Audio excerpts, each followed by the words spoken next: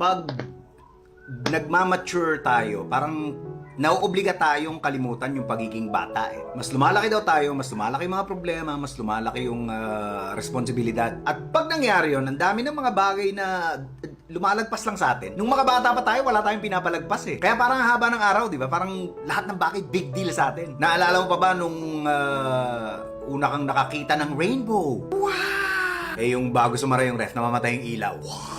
Naalala mo ba nung una kang maligo sa ulan? Nung una kang nakatikim ng chocolate? Yung nakaiga ka, tapos nakatingin ka sa kisame na may water stain, tapos parang kung ano-ano yung nakikita mo. Naalala mo nung una kang nakainom ng Coke?